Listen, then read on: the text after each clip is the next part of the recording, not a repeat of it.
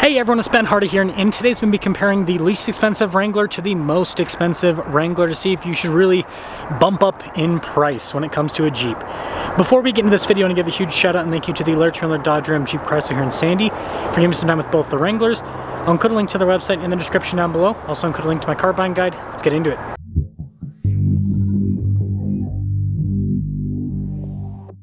So powering the cheap Jeep is a turbo 2-liter 4-cylinder that goes through an 8-speed automatic.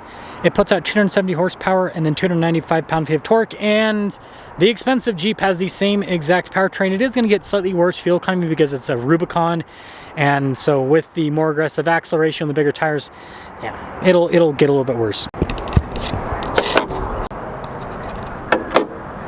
Now, before we move forward with this comparison, I do want to mention if you want to see more videos just like this, then I recommend you subscribe because I post content every single day. So, the best way I think to make this comparison is talk about the stuff that Rubicon has that the cheap Jeep does not. So first off, you've got the cool hood vents there. You've got upgraded headlights and turn signal indicators. You've got a steel bumper here with a winch integrated from the factory. And you can see the cheap Jeep does not have any of that. It has like the baseline lights, for example. It does have recovery points though. But either way, they both have that Jeep look. Now, tire and wheel setup is drastically different. So the Rubicon has 35-inch tall tires. Yeah, that's a lot of tire. Whereas the cheap Jeep has, looks like 31s, roughly. Maybe they might be 30. Yeah, those are probably 31s. But funny enough, both of them have unpainted fender flares. Of course, you got the fender flare extension on the Rubicon. Rock rail protection on the Rubicon as well. And then the Rubicon's a 4-door, whereas the cheap Jeep is a 2-door. So here's a side profile with the cheap Jeep. And then there's a side-ish profile of the Rubicon. Now the Rubicon has that 35 mounted in the rear. We've got a steel bumper here in the back, recovery point. Still have a recovery point on the cheap Jeep and a spare tire, just everything's downsized. Now being a 4-door means that we can access the back area pretty easily. You notice we got nice self-touch here. Nice trim over the seats in general. Got the window controls for the rear passengers, and you have actual cargo space behind the second row. It's very important to note. Whereas with a cheap Jeep, you either have to decide to have a second row or storage space. We've got the second row pushed up so that you actually have storage space. Now up front with the Rubicon, again, fancy trim all over. You've got the blind spot monitoring, nice leather seats up front. And then you'll notice we've got pretty cool gauge cluster, nice trim on the steering wheel as well. We also have adaptive cruise control with this, and getting in, it's definitely high up off the ground. Cool little startup animation there. But with the camera system on this, if we press the vehicle tab, we've got a forward-facing camera. The regular, or not the regular, the least expensive one doesn't have that. You've got all of your controls below for like climate controls, heated seats, heated steering wheel, all of your window controls. Being a Rubicon, we have a front and rear locking differential. We also have a sway bar disconnect. You've got a 2-speed transfer case. Got more nice trim like here, also on the dash as well. And you even have insulation for the top. Now you can see with the cheap Jeep, you still have some soft touch there on the door panel, but not at the top section. No blind spot monitoring. Cloth seat here. And then you notice, it's got the light control, steering wheel still manual, and still, I would say, pretty nice trim on the steering wheel. The gauge cluster is smaller, but in terms of screen. And then we just have a backup camera with this. Just have a backup camera with this. Single zone climate, no heated seats. And you still have auxiliary switches, but just a 2-speed transfer case. You don't have sway bar disconnect, axle lock, or anything like that. So quite a bit of a difference. Now last thing for the pricing is the axles. The Rubicon has upgraded axles, whereas the cheap Jeep, can't see the axles as well, is not going to have the upgraded Danas. So when it comes to pricing, that Rubicon stickers for over $74,000, whereas the cheap Jeep is $43,000. See how they perform.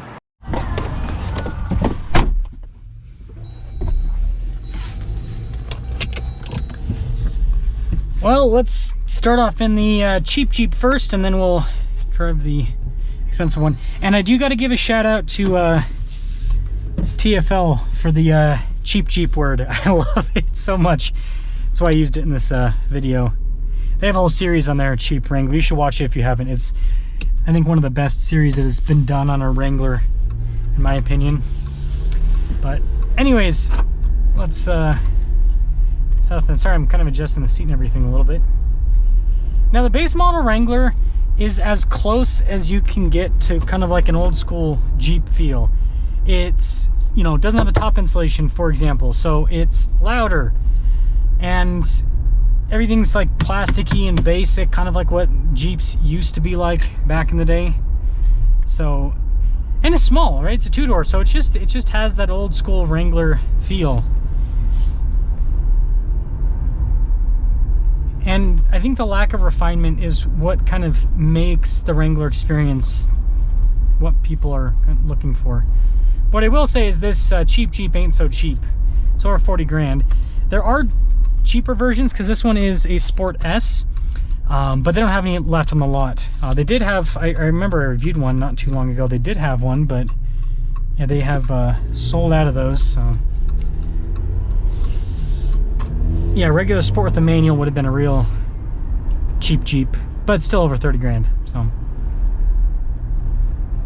yeah, ride quality's, I mean, it's, for what it is, for being such a short wheelbase vehicle, it's not too bad, but you kind of bounce all over the place. But that's part of the experience, is you feel like you're in this, because you're in this kind of like lightweight, kind of not comfortable, not refined at all vehicle. That's what the Wrangler's known for. But these, I mean, these are still pretty darn capable overall. Because what Jeep has done over the last few years is they've massively improved the traction control system and everything in these, and so they can, without lockers, they can do a lot now. Now the 2.0 turbo is normally kind of a lethargic engine, but with the, wish I could have let those people in. Anyways, with the smaller vehicle, it feels pretty peppy, actually. Feels pretty strong overall. So it's quite the impressive rig. Yeah, this is fun.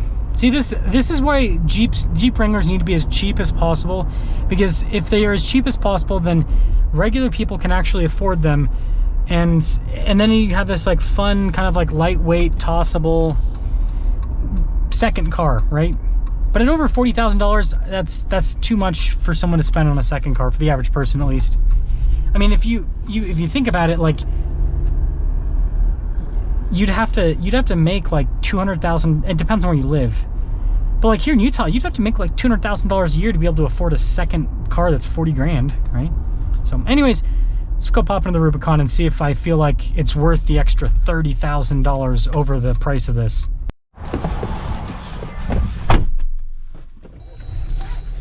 Rubicon. Let us set off. Oh man, power seats. Those alone are definitely worth paying an extra $30,000 for this rig. Power seats. I'm just kidding. Seats are more comfortable though, I will say that. It's not a huge difference, but it is a difference. And the steering wheel actually, I mean, it looks like it's pretty much made out of the same material, but it almost feels nicer, oddly enough. The material looks very similar. So the first thing I'm noticing is, yeah, it's a bit quieter. It's still a Jeep. The tire noise is actually greater, even though the overall noise is lower. I hear way more from the tires, but again, it's because I got 35s versus basically street-oriented 31s. Now, because the Rubicon's lifted and everything, the suspension actually, so I toss side to side way less, but going over bumps and stuff, it doesn't really feel that much more comfortable.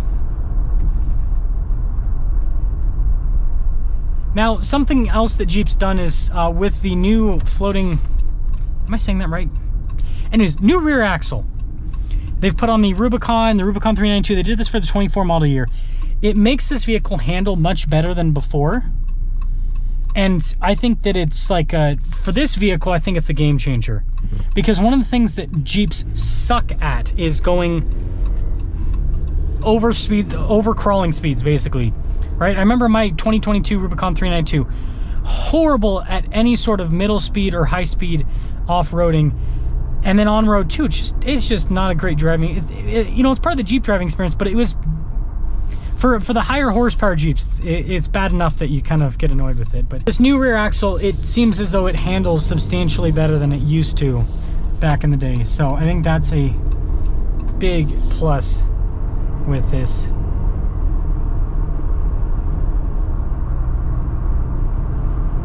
Yeah, I mean, once you're up and moving, this is definitely just more comfortable overall. Again, it's a bigger vehicle, right? It's longer wheelbase, and you got bigger tires, so more cushion. Gotta always remember, tires are kind of like another shock absorber if they're big enough. So yeah, it's a nice ride overall. And I guess that'll get us into the conclusion. So here's where things stand, in my opinion. I think that the only reason as to why the Rubicon is worth the extra money is if you actually take the Jeep off-road. Otherwise, you're much better off just getting a Sport or a Sport S, and just add heated seats to that if you want that luxury feature. But I mean, otherwise, like the experience is super similar. Top insulation if you want, you know, quite a ride. That's super inexpensive to add. Like, a lot of the benefits of this from a luxury driving experience are very easy to add to a Sport. So I actually think that, yeah, the base model makes way more sense if you're just going to drive on road. Now, if you're going to drive off road, yeah, the upgraded axles and the lockers and the traction control system this has, and the tires and the bumpers, like all of that adds so much value. Now, I know that a lot of people will get this just because of the looks, but I don't know, I think if you're realistic with yourself, then what you'd see is that the cheap one makes way more sense for people that are actually just going to drive it on road. They're not going to do the Jeep stuff. It's like you get the off-road. Again, with this, you're paying for the extra off-road capability. So it's like, if you're going to pay for that, you might as well use the extra off-road capability that it offers. So that's my 2 cents.